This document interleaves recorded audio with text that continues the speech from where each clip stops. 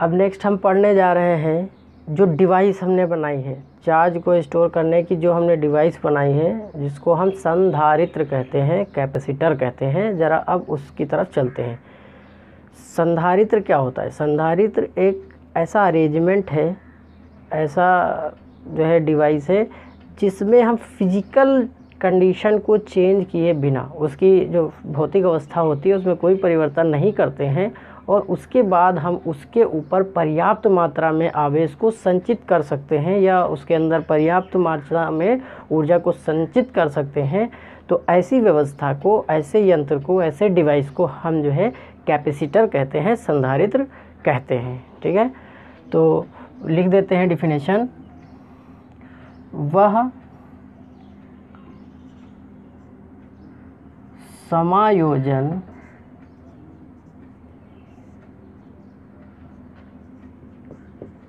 जिसकी भौतिक अवस्था में परिवर्तन किए बिना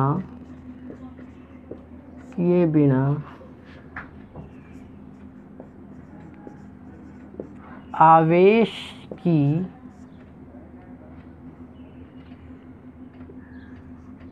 पर्याप्त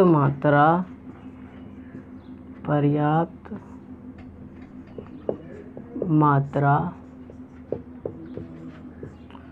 संचित की जा सकती है, संधारित्र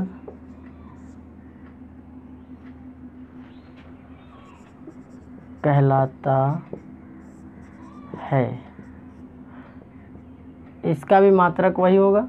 ठीक है, फॉर एग्जांपल, इसको एक एग्जांपल से समझते हैं। मान लीजिए ये हमारे पास एक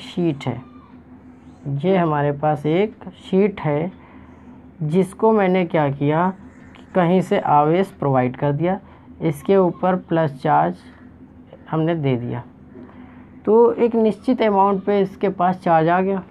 ठीक है, अब इसका एरिया ये था, हम चाहते हैं कि इस पे किसी जुगाड़ से चार्ज को और बढ़ा दिया जाए। तो हमने क्या किया, इसके पड़ोस में सेम इसी के आकार की, इसी की तरह, इसी पदार्थ की एक और शीट को मैंने रखा। जैसे शीट को इसके पार रखा तो इस पे क्योंकि चार्ज पहले से विद्यमान थे, तो इसने क्या किया, इसके चार्ज को अपनी ओर आकर्षण के लिए, जो इसके अंदर बॉन्डेड चार्ज थे, जो इसके अंदर बंधे हुए चार्ज थे, उनको इसने क्या किया, प्रेरण की वजह से अपनी तरफ खींच लिया। तो यहाँ प्लस चार्ज था, तो पॉजिटिवली चार्ज जो है वो इधर सब इस पे एकत्रित हो गए, प्लेट के इस सिरे पे एकत्रित हो गए, और दूसरे सिरे पे क्या इकट्ठा हो गया, प्लस इकट्ठा हो गया। शीट के एक साइड पे माइनस और एक साइड पे उतने ही प्लस इकट्ठा हो गए। तो अब क्योंकि यहाँ पे माइनस, यहाँ पे प्लस, हमने क्या किया, यहाँ से एक वायर लगा करके इसको ग्राउंड कर दिया, अर्थ जोड़ दिया। अर्थ का विभव जो होता है वो 0 वोल्ट हम लोग लेते हैं। तो अब जाहिर सी बात है ये 0 विभव, और यहाँ पे प्लस चार्ज इकट्ठा है, जहाँ पे चार्ज इकट्ठा है वहाँ का विभव ज़्यादा, जहाँ पे चार्ज कम है, जहाँ का पोटेंशियल क्या है 0, यहाँ चार्ज इकट्ठा होने की वजह से विभव ज़्यादा। तो क्या होता है, चार्जेस हमेशा उच्च विभव से निम्न विभव की ओर प्रस्थान कर जाते हैं। ये आपने पिछले चैप्टर में भी पढ़ा था। तो ये सारे चार्ज यहाँ से मूव करके कहाँ हो जाएंगे, ग्राउंड हो जाएंगे। तो यहाँ पे केवल और केवल जो चार्ज रह जाएगा वो माइनस चार्ज इस पे आ जाएगा, जिसके कारण ये जो एक नया अरेंजमेंट हमें प्राप्त होगा, इसी का नाम संधारित्र है। इसी को हम क्या कहते हैं, संधारित्र कहते हैं, कैपेसिटर कहते हैं, कैपेसिटर। तो इस प्रकार से कैपेसिटर बनाए जाते हैं। ये हमने एक एग्जांपल लिया। ऐसे स्फेरिकल भी होते हैं, जो बेलनाकार भी होते हैं, शीट के आकार के भी होते हैं। बहुत तरीके के कैपेसिटर अभी मौजूद हैं, आपको देखने को मिलेगा। अगर आप रियल में इसको देखना चाहते हैं तो कुछ इसके जो साइज़ होता है, जो आकृति होती है संधारित्र की, वो कुछ ऐसी होती है। ये आपको सिलेंड्रिकल शेप में ऐसे मिलेगा, इस टाइप से करके होता है, ऐसे सिलेंड्रिकल शेप में। यहाँ पे इसकी 2 पिन लगी होती हैं, ऐसे करके। इसमें जो है प्लस माइनस होता है, एक तरफ प्लस होता है एक तरफ माइनस होता है। यहाँ पे एक पट्टी जैसी ऐसे लगी होती है और उस पर इसकी रीडिंग लिखी होती है। मान लीजिए यहाँ लिखा है कि 3 माइक्रोफैरड, ऐसे करके 3 माइक्रोफैरड, इस टाइप से इसकी वो रीडिंग दी जाती है। ये इस टाइप के आपको देखने को मार्केट में मिलेंगे। इनको हम क्या कहते हैं, संधारित्र कहते हैं। ये इस आकार के होते हैं, ये छोटे चावल के दाने के बराबर से लेकर के और काफ़ी बड़े होते हैं। आपने फ़ैन में देखा होगा, आपने जो सीलिंग फ़ैन छत वाला होता है उसमें भी इस टाइप का वाइट वाइट करके लगा रहता है, जिसको हम यहाँ पे जो है नॉर्मल भाषा में बोलते हैं कंडेंसर। फैन में जब लगता है तो उसको हम क्या बोलते हैं, कंडेंसर बोलते हैं। लेकिन अगर आप इलेक्ट्रॉनिक्स कंपोनेंट के अंदर देखेंगे, इलेक्ट्रॉनिक डिवाइसेस में ये कंपोनेंट देखेंगे तो आपको बहुत छोटा दिखेगा, वहाँ पे हम इसको कैपेसिटर बोलते हैं। ये 3 माइक्रोफैरड, 2.5 माइक्रोफैरड, 10 माइक्रोफैरड, इस टाइप से आपको देखने को मिल जाएंगे। तो हमें लगता है ये समझ में आ गया होगा।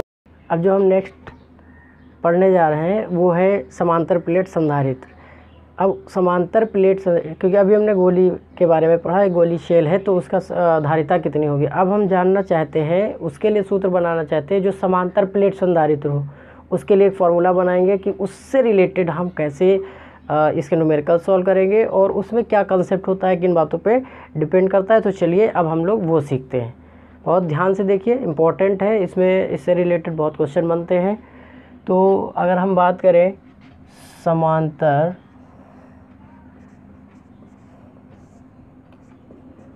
प्लेट संधारित्र की धारिता, अब इसके लिए हम लोग फार्मूला करेंगे। इंग्लिश में इसको हम जो है समांतर प्लेट संधारित्र को पैरेलल प्लेट कैपेसिटर बोलते हैं। लिख सकते हो पैरेलल प्लेट कैपेसिटर। तो इसको पहले समझिए। देखिए, मान लीजिए हमारे पास एक प्लेट है जिसका जो एरिया है वो a मीटर स्क्वायर है। कितना है, a मीटर स्क्वायर। ये एक P1 प्लेट है, P1 प्लेट थी ये हमारे पास, जिसका एरिया कितना है, a। इसी से कुछ डिस्टेंस पे मैंने सेम एरिया की, सेम डिज़ाइन की, सेम आकृति, कोई अंतर नहीं है इसमें, ठीक है। एक दूसरी भी प्लेट हमने रखी, इसका भी एरिया क्या है, a। इस प्लेट का नाम है P2, ठीक है। और इन दोनों के बीच का जो सेपरेशन है वो d है। हमने इन दोनों को d दूरी पर रखा है, ऐसे करके d दूरी पे ये रखी हुई है, ठीक है। और इनके बीच में हमने एक कोई पदार्थ भर दिया है, परावैद्युतांक भर दिया है, जिसकी वैल्यू जो है वो k है। k परावैद्युतांक वाला पदार्थ मैंने भर दिया है। ये इनका अरेंजमेंट हुआ, ठीक। अब क्या करता हूँ कि सबसे पहले मैंने प्लेट P1 को कनेक्ट किया। कनेक्ट करते ही मैंने इसको प्लस Q चार्ज से आवेशित कर दिया। ये प्लस Q चार्ज इस प्लेट के ऊपर, इसकी सतह के ऊपर वितरित हो गया। सेम जैसे इस पे चार्ज आएगा, इसके पड़ोस में दूसरी प्लेट रखी हुई, वहाँ पे इंड्यूस्ड इफेक्ट आएगा, वहाँ पे चार्जों को ये बॉन्ड चार्ज को अपनी तरफ खींच लेगा। तो इस सतह पे जितना उधर प्लस चार्ज आया था उतना ही सेम माइनस चार्ज उत्पन्न हो जाएगा अंदर की सतह की तरफ। और दूसरी वाली जो इसकी प्लेट है उसको हमने ग्राउंड से कनेक्ट कर दिया, 0 वोल्ट पे इधर वाली प्लेट को कर लिया, ठीक है। तो इस अरेंजमेंट में क्या हुआ, इस अरेंजमेंट के अंदर ही अब हम अभी देखेंगे कि फॉर्मूला क्या बन के आता है, ठीक है। अब यहाँ पे हमें दिख रहा है कि प्लेट का जो एरिया है, क्षेत्रफल है, वो सेम है।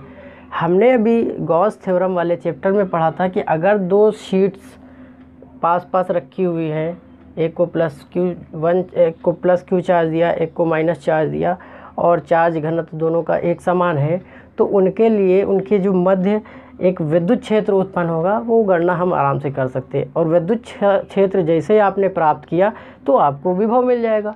विभव जैसे ही आप प्राप्त कर पाएंगे, क्यों आपको पता है, धारिता निकल जाएगी।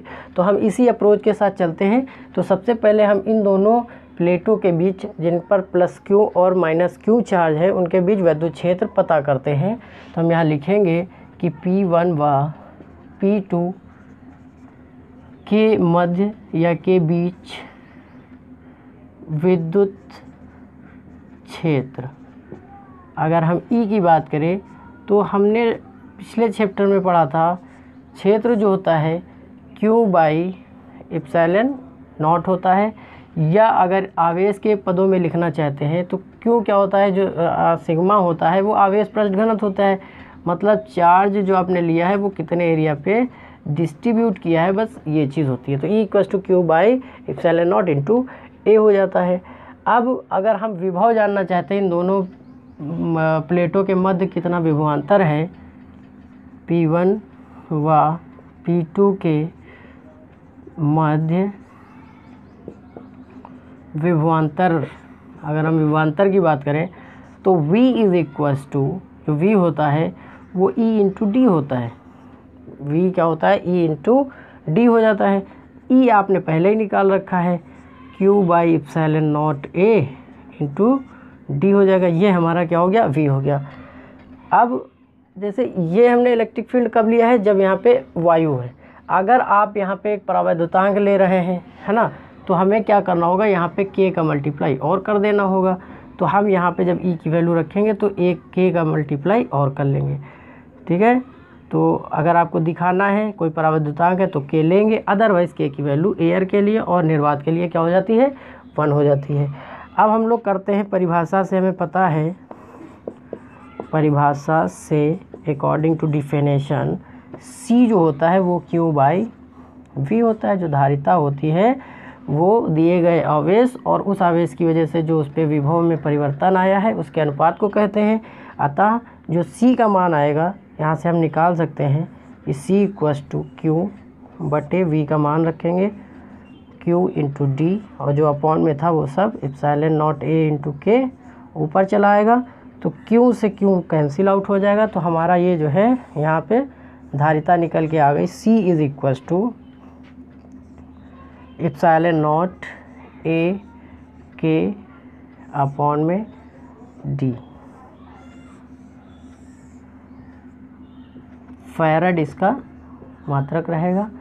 अब यहाँ से एक चीज़ सामने आई कि C, अब ये तो नियतांक है, तो जो C डिपेंड करता है, C is proportional to A है। मतलब जितनी बड़ी शीट होगी उसका क्षेत्रफल जितना ज़्यादा होगा, धारिता उसकी उतनी ज़्यादा होगी।